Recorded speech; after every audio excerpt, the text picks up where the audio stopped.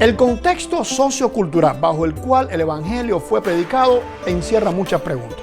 Por ejemplo, ¿el Imperio Romano estaba concentrado en la helenización o en la romanización del mundo? ¿Se podía vivir en los límites del imperio sin armonizar en alguna medida con sus mecanismos sociales?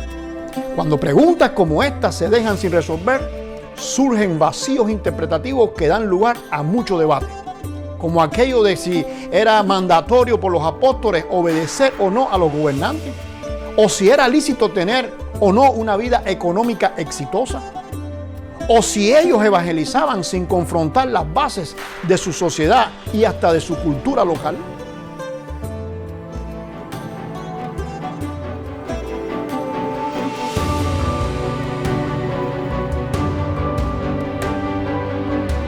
Uno de los grandes dilemas que ha tenido el cristianismo es tratar de entender la Biblia a partir del contexto del que lee y no a partir del contexto del que escribió. Este es un texto con una verdad que hace reflexionar mucho. ¿Cómo es posible pensar que hay que tener fe sin entender la Escritura, sin conocer la Escritura? Si la fe viene a partir de lo que tú conoces de Dios. Realmente la Biblia es un texto complejo. ¿Cuántas diferentes interpretaciones acerca de un mismo texto? El contexto cultural en que se escribe un texto va a definir gramaticalmente a dónde apunta la palabra. Comúnmente oímos decir que un texto fuera de contexto se convierte en un pretexto. ¿Pero realmente se conoce el contexto bíblico? Hola, yo soy Liber Aguiar y hoy te quiero hablar de la romanización. En el episodio pasado estuvimos viendo cómo Dios mostraba a través de un sueño al emperador Nabucodonosor II que en el tiempo futuro de otros emperadores, estuvimos viendo que específicamente en medio del Imperio Romano, él levantaría un reino que destruiría no tan solo a ese reino geoimperialmente establecido, sino a toda la perspectiva completa humana la derrumbaría. Sin embargo, a mirar la historia vemos a una iglesia que no lo ha logrado, entre otras cosas porque lo ha pretendido a partir de la instauración de un reino institucional con una perspectiva muy parecida a la de los imperios. Hoy vamos a estar tratando el cómo esta perspectiva institucional se desarrolló y logró suplantar a la iglesia real. Sin embargo, en la próxima temporada vamos a estar hablando específicamente de la iglesia real, cómo se organizó, cómo debería funcionar, cómo debería identificarse, y no a partir de lo que la teología ha construido, porque precisamente ahí donde está el error. Construir una perspectiva de la iglesia real a partir de los conceptos que nosotros tenemos después de la institucionalización, sino que vamos a ir a los detalles específicos en que los apóstoles construyeron y transmitieron la visión de cómo debería ser organizada la iglesia. Esta teología que se ha ido desarrollando hoy, basada en el prejuicio, basada en aquella forma que tenemos de percibir la iglesia, que no es más que la iglesia que conocemos, la iglesia institucional, pues ha sido mucho más fácil para el enemigo ponerle características a la iglesia que en realidad nunca tuvo. Decimos que es enemigo porque nadie está capacitado ni autorizado por Dios para añadir algo, aunque parezca bueno, a su propósito. Es por eso que en esta temporada de la romanización terminaremos explicando el por qué y el cómo es que la iglesia visible, la que todos perciben, en realidad está muy distante de aquella que es la iglesia real. En primer lugar, debemos señalar que siempre que ha habido una versión verdadera y una versión falsa de la iglesia, que ambas se presentan como pueblo de Dios, son las personas las que tienen que distinguir entre una cosa o entre un grupo y otro grupo, porque eso viene desde los tiempos antiguos. De la misma forma que tuvimos un Abel, pues tuvimos un Caín. De la misma manera que tuvimos a un Can, también tuvimos a un Sem y a un Jafet. O como mismo tuvimos un remanente en Israel como mismo tuvimos un David, un Isaías, un Jeremías, un Daniel, pues de la misma forma también tuvimos proféticamente hablando a un Jezreel, a un Lo-Ruhama, a un Lo-Ammi, e inclusive para el tiempo del Mesías, aunque él tenía una manada pequeña, también vamos a encontrar a traidores, vamos a encontrar a una multitud inclusive gritando crucifícale, y pudiéramos decir más para que la arrogancia y la tranquilidad de sentirnos firmes no nos vaya a hacer caer. También tenemos a una novia vestida de lino fino, resplandeciente, pero por otro lado tenemos a una ramera tan grande e influyente que es capaz de sentarse sobre pueblos, muchedumbres, naciones.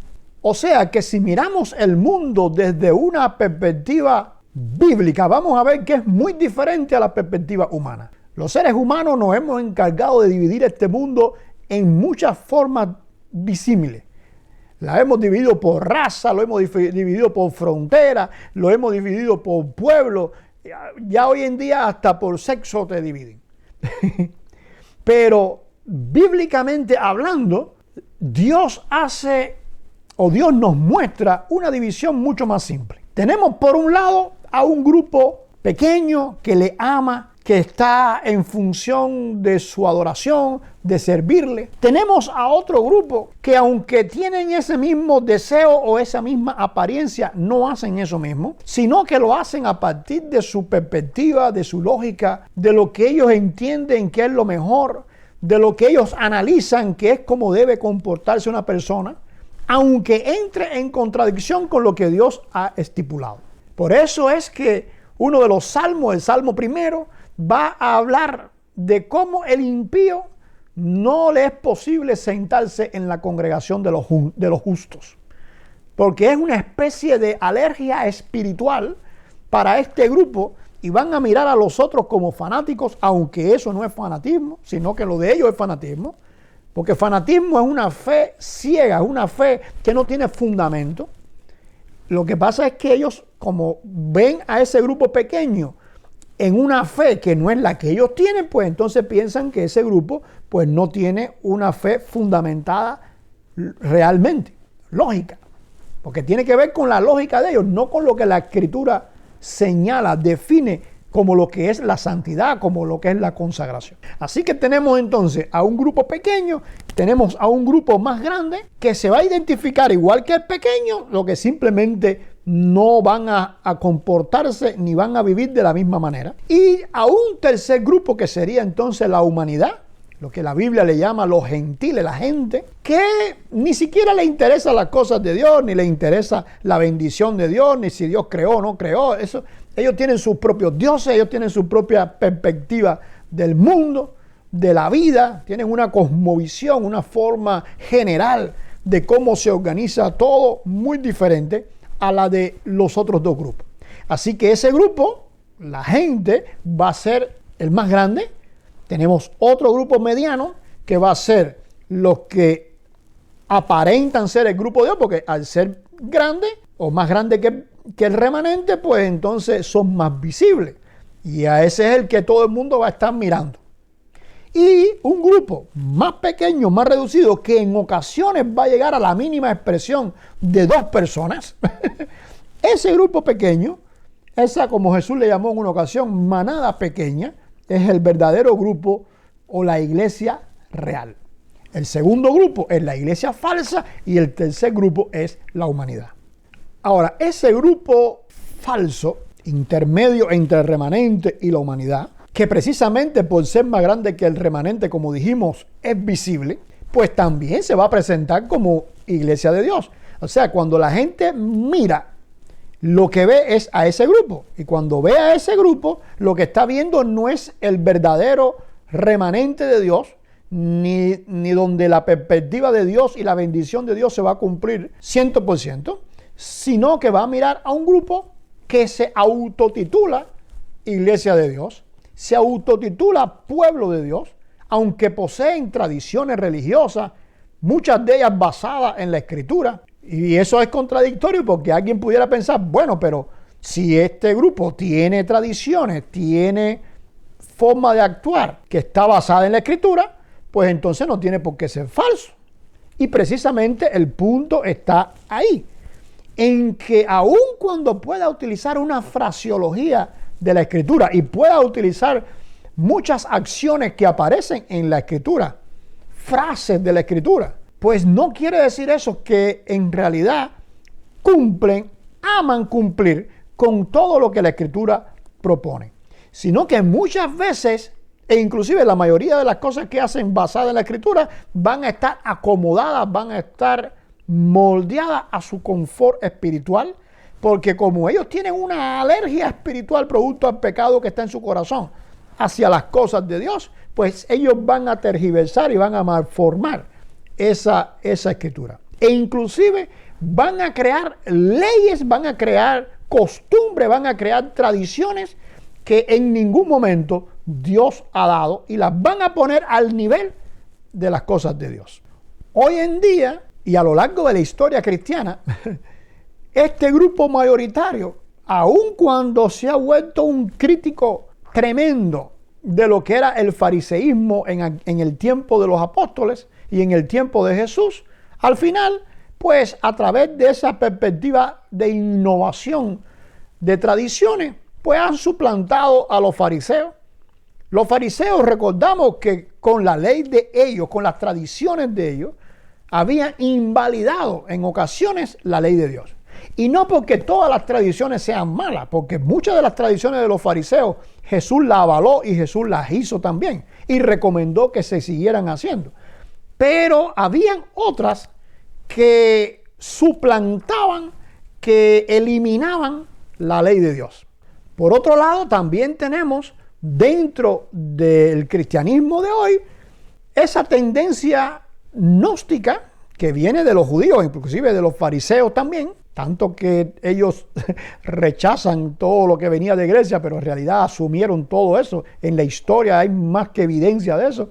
Tenemos al gran Maimónides del judaísmo, que era todo un pregonero de la doctrina, de la enseñanza de Aristóteles. Pues al final ese gnosticismo judío fue heredado también por la iglesia, como vimos en la primera temporada de esta serie de la Biblia bien leída, y se crea una especie de misticismo donde determinadas experiencias que se califican como religiosas o espirituales, pues llegan a sustituir cosas que Dios ha dejado bien claras que son necesarias para la relación con Él. No, yo siento esto, a mí me dijeron, yo creo, Dios me habló, mira cómo me erizo, y una serie de cosas que al final son sentimientos y perspectivas propias que no puedes probar ni siquiera que Dios te ha hablado. Pero son cosas así que parecen como que son bíblicas porque las frases son bíblicas, pero al igual que el fariseo, a partir de esas experiencias místicas, pues invalidan las cosas de Dios. Una fe basada correctamente en la revelación divina consistía en ver el mensaje y la vida del Mesías, su manifestación, su forma de andar, como la única interpretación posible de la Escritura. Todo lo que él hablaba, todo lo que él hacía, todo lo que él enseñaba, era la forma correcta de ver la Escritura. ¿Por qué? Porque él era precisamente esa Escritura encarnada. No porque la Escritura lo encarnaba a él, sino porque él fue quien dio la Escritura a partir de sí mismo. Toda la revelación de Dios se concentra, parte y tiene su fuente en el Mesías. Y cuando una persona se sometía a esa enseñanza y empezaba a tener una relación sobrenatural con Dios, con Él, con el Espíritu Santo en el corazón de la persona, y había sido regenerado, y estas dos cosas empezaban a formar parte de la vida de la persona, pues ahora esta persona tenía no tan solo el conocimiento correcto de la Escritura, sino la capacidad para cumplir con los retos más desafiantes que Dios hacía a través de ella, como por ejemplo el amor, porque aunque tenemos Un mandamiento que dice, ama a Dios con todo tu corazón, con toda tu alma, con toda tu mente y con toda tu fuerza. Tenemos otro que dice, ama a tu prójimo. Pues esa orden de ama es imposible cumplir por un mandamiento. Se necesita algo en el corazón que pueda o dé la capacidad para amar. Ahora, cuando tú miras el mandamiento, te das cuenta cómo enfocar ese amor. Bueno, ese amor debe ser a Dios con todo el corazón, con toda la mente, con toda la fuerza, con todo el cuerpo, con todo el alma. Y ese amor también tiene que ser hacia el prójimo, como mismo me amo a mí mismo. Como decíamos anteriormente, el asunto no radicaba para esta iglesia falsa en si apreciaban las escrituras o si no la apreciaban, o si tenían una vida llena de tradiciones religiosas o no la tenían, o si su forma de vivir parecía cristiana, religiosa o no lo parecía, porque precisamente ahí es donde venía la transformación de ellos. Era ahí donde precisamente se iba a meter la romanización. Como mismo el Imperio Romano modernizó las cosas que venían de Grecia, que los griegos a su vez lo habían heredado de los anteriores, pero que no las modernizaron, sino que ellos trajeron cosas de las anteriores y presentaron las suyas y tenían esas dos cosas juntas. Pero el Imperio Romano más bien modernizaba las cosas, les creaba una actualización. Pues de esa misma forma la iglesia falsa iba a hacer con todo, con la escritura, iba a hacer con las tradiciones, iba a hacer con la vida religiosa, iba a hacer con todo lo que tuviera que ver con la fe. ¿Por qué? Porque cuando no se tiene un absoluto moral o un absoluto en los valores, un absoluto en la fe, sino que esto se va a basar en la interpretación propia, lógica que yo entiendo de las cosas de Dios. Recuerda que esa es la diferencia entre el remanente y el falso. Uno se va a basar en lo que Dios está diciendo y va a ser obediente aunque no lo entienda. Y el otro va a hacer una reinterpretación de lo que Dios dice y lo va a acomodar a lo que ellos están viviendo para que les sea más fácil. Pues entonces, cuando tú haces eso, automáticamente esas cosas pueden variar. Porque como no están ancladas en un absoluto para decir esto no se puede cambiar, sino que están ancladas en un absoluto que puede variar en dependencia de las circunstancias, en dependencia de quien hable, en dependencia de quien lo enfoque, pues simplemente le va a ser muy fácil adaptarse a los cambios que le propone el mundo en que vive. En el tiempo apostólico, la romanización era tan fuerte, era un reto tan grande, que aquel grupo mayoritario con una visión sin valores absolutos, pues simplemente se fue transformando. Y le fue fácil transformarse en lo que hoy vamos a conocer como iglesia. Solo basados en el mensaje del Mesías e imitándole en su actuar. Porque si yo me baso en el mensaje de un maestro, pues ese maestro puede tener cosas reales, puede tener cosas que pueden cambiar. Pero si yo me estoy basando en el Mesías, y el Mesías es Dios con nosotros, entonces yo puedo tener la certeza de que estoy en el camino, de que estoy en la verdad, de que estoy en la vida, por el simple hecho de eso venir del Mesías. Entonces ahora podemos volver a la pregunta con que comenzamos. ¿Por qué es que no se ve a la iglesia triunfal ante los reinos de este mundo? Después de lo que hemos dicho, podemos decir que el problema está en cuál iglesia usted está mirando.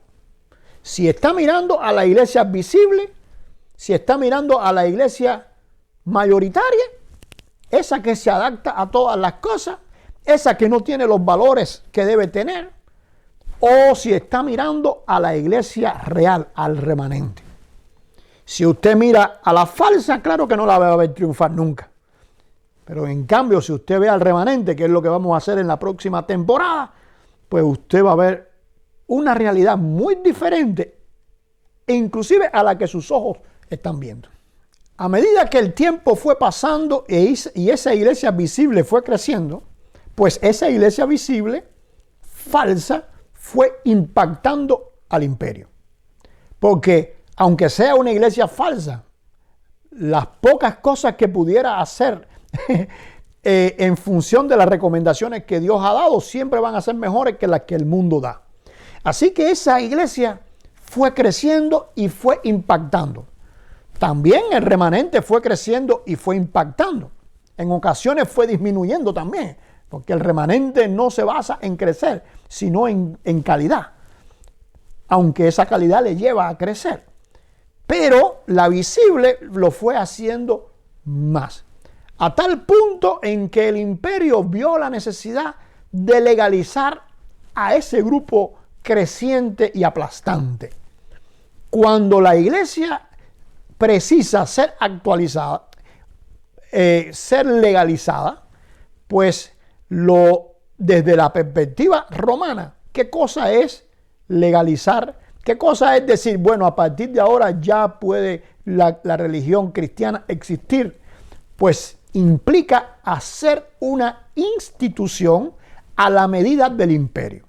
Cuando se hace una institución a la medida del imperio, pues la iglesia precisaba, o esa iglesia visible, precisaba asumir los moldes, el modelo de cualquier grupo que quería ser legal en el imperio y que quería ser una institución. Si hoy en día, por ejemplo, usted tiene un grupo y ese grupo usted quiere hacerlo legal, en el caso de los Estados Unidos, usted quiere que ese grupo, si es un grupo religioso, quiere que sea una organización religiosa sin fines de lucro, pues necesariamente usted tiene que cumplir con determinadas reglas, con determinadas leyes, para que usted pueda ser aceptado por el Estado como una institución, y usted tiene que cumplir con eso. Si usted se sale de ese marco, pues automáticamente usted dejó de ser legal. Si usted quiere ser legal, usted tiene que cumplir con eso. Pues de esa forma, la iglesia visible que había llegado a todas las áreas del imperio, pues ahora precisaba esa institucionalización, ese ajustarse al modelo establecido por la ley romana. Y aunque eso implicaba varias áreas, vamos a ver algunos ejemplos de, pudiéramos decir, las tres áreas fundamentales. En primer lugar, debía tener un orden jerárquico que pudiera interactuar con el liderazgo del imperio. O sea, que si usted tenía un obispo, pues ese obispo era la persona encargada de lidiar con determinados asuntos, ya fuera en el Senado o ya fuera incluso con el emperador o con alguna persona. O sea, usted era un simple laico, pues usted no tenía la autorización legal para hacer determinadas gestiones con el Estado. Por otro lado, debía tener el elemento distintivo que le identificara como una institución diferente a las demás, porque no podían haber dos instituciones iguales. Así que precisaba un credo. Por eso es que usted va a ver el famoso credo apostólico y las variaciones que ésta ha tenido. Ninguna persona puede identificar el famoso credo apostólico en el texto bíblico, aunque este credo apostólico fue sacado del texto bíblico. Por eso es que tiene puntos de contacto en determinados momentos. Pero establecido como un credo, los apóstoles nunca hicieron eso, porque ellos nunca tuvieron la intención de legalizar a los nuevos creyentes como un grupo ante el Imperio Romano, como una institución nueva y diferente. De la misma forma se precisaba un vestuario específico, porque en el Imperio Romano todo estaba diferenciado por la ropa. O sea, una persona del Senado no se vestía igual a una persona del público. Y una persona, un político, una persona normal, como vimos en un episodio anterior, no se vestía igual que un plebeyo. Así que la iglesia precisaba entonces esa jerarquía que se estaba definiendo, pues precisaba un vestuario específico para ello. Necesitaban también un cuerpo doctrinal unificado. Necesitaban también una liturgia de cómo iban a hacer las cosas. Así que todo eso fue definiendo también los elementos distintivos. Y por último, debería ser identificada por un tipo de arquitectura. O sea, la iglesia se va a reunir en tal lugar, pues ese lugar no puede ser cualquier lugar. Tiene que ser un lugar establecido con códigos arquitectónicos específicos para que pueda ser reconocido por el imperio como el grupo legal llamado cristianismo, llamado iglesia. Por eso fue tan importante y definitorio para esa iglesia visible el conocido Concilio de Nicea. Simplemente lo que pretendía era lograr cumplir con esa expectativa legal que exigía el imperio de Roma para que la iglesia pudiera ser legalizada. Y aunque nosotros hoy pudiéramos mirar eso, y en aquella época muchos lo vieron así, como algo bueno, oye, algo que hay que aprovechar, que se puede hacer una institución, el problema no estaba en hacer una institución, sino en creer que esa era la institución de la iglesia. Cuando pudiéramos decir que eso no estaba en ningún momento en la perspectiva, ni en ningún mandato, ni en nada, de ningún tema de lo que se habló por los apóstoles o por el propio Mesías. Después de señalar hasta aquí cómo esa iglesia visible se hizo una institución, y como institución al fin ahora se va a hacer más visible todavía, pues algunos se van a alarmar con esto que voy a decir. Pero en realidad, cuando usted analiza los programas de estudio en los seminarios, y yo he sido fundador de seminarios, he sido decano en seminarios, he sido profesor en universidades, pues los conceptos eclesiológicos que se van a proponer ahí al estudiantado, en realidad son los conceptos para justificar esa definición institucional de la iglesia. Y cuando usted hace eso, automáticamente usted está sacando los textos de contextos para poder justificar eso y para poder argumentar eso. Por eso usted ve que es un texto sacado de aquí, uno sacado de acá, y una palabrita jorobada por acá, y una palabrita...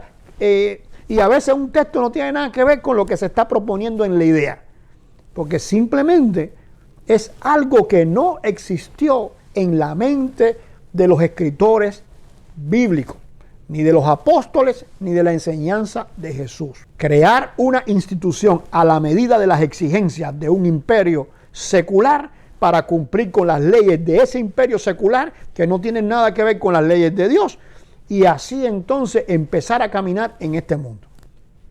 Y con esto no estamos proponiendo un ataque al hecho de crear instituciones. El problema está cuando usted sustituye a la iglesia y a los conceptos bíblicos de cómo debe ser la iglesia por esos conceptos institucionales adaptados a la medida secular. Usted puede utilizar las instituciones para poder llegar o para poder cumplir con alguna área de esa misión ministerial o de servicio que tiene la iglesia a la humanidad. Pero cambiar los conceptos básicos de la fe, los conceptos básicos del reino de Dios, los conceptos básicos del grupo de creyentes, de la comunidad de creyentes, para cumplir entonces con un formato institucional, pues eso va a crear una institución y una organización que va a ser visible, va a ser, aceptada por muchos, pero que al final no va a cumplir con su ministerio, ni va a cumplir con los propósitos que Dios le ha mandado. Y mucho menos va a cumplir con esa profecía de derrumbar los imperios.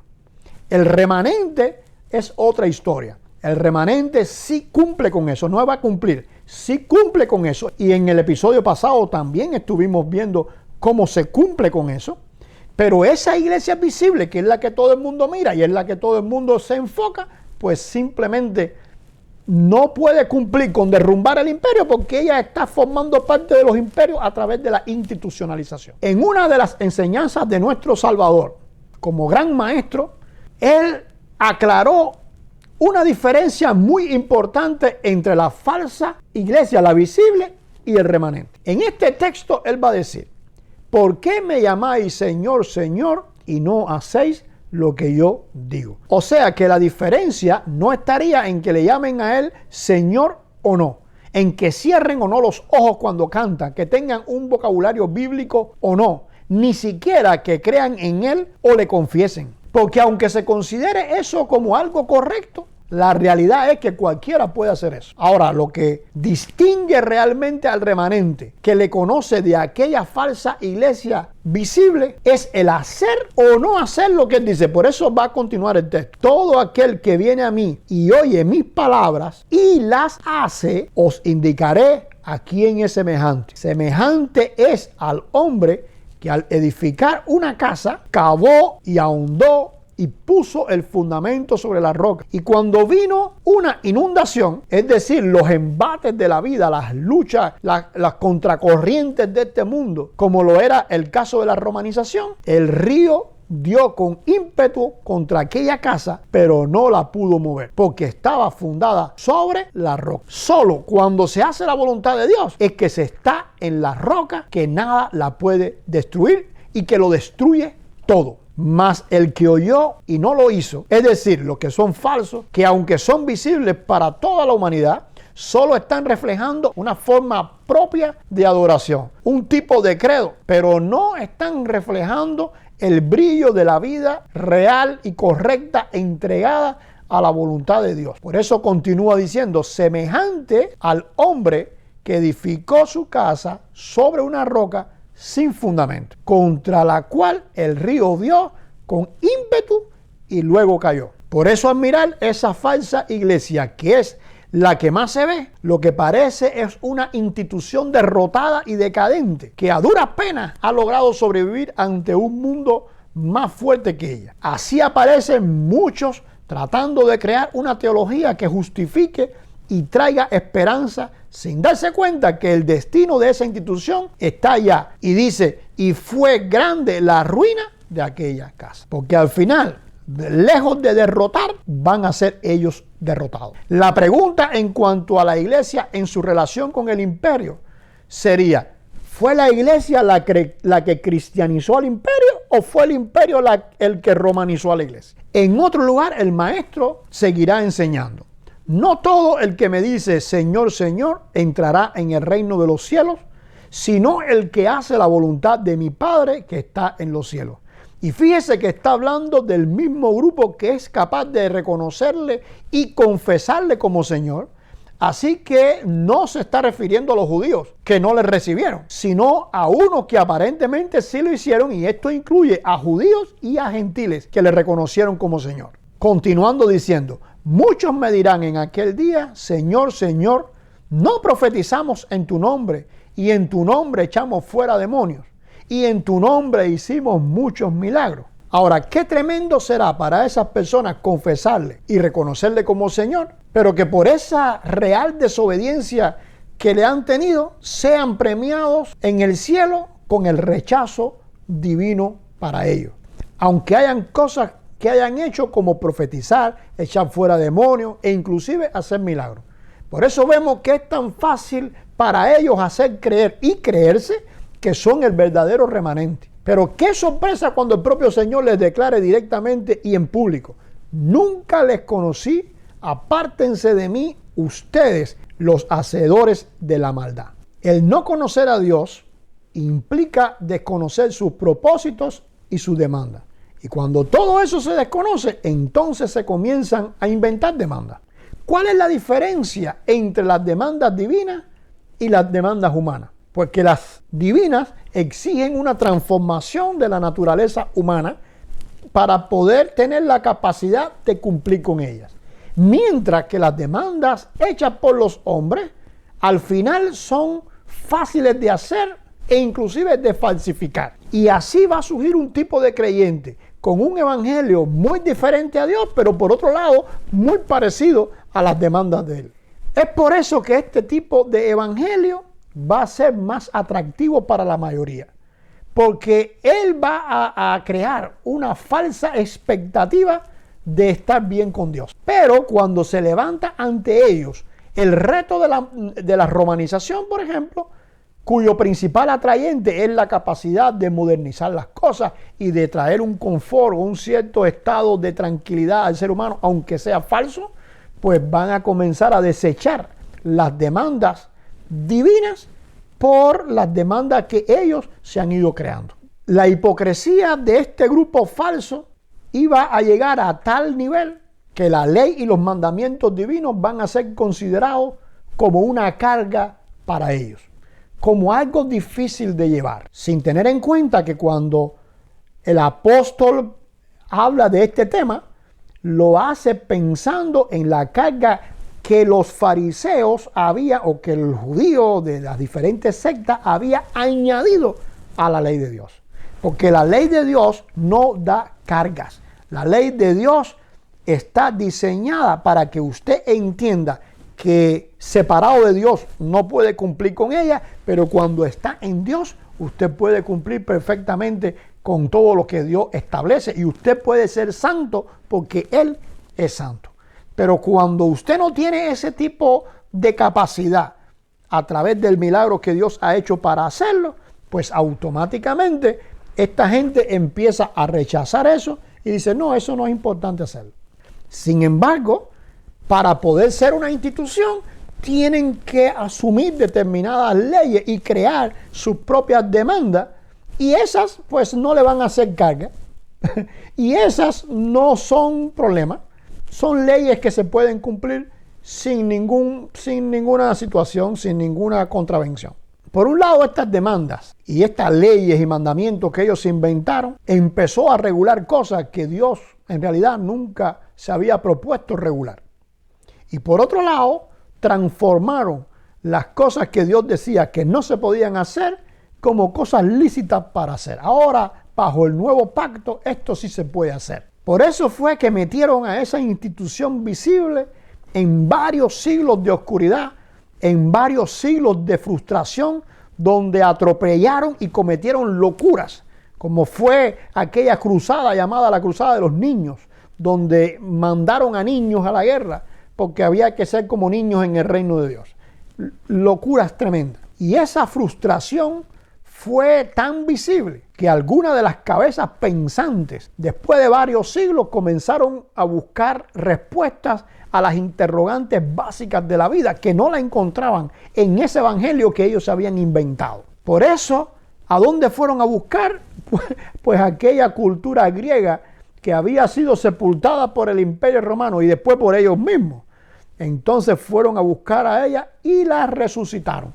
Y es lo que conocemos hoy como el Renacimiento.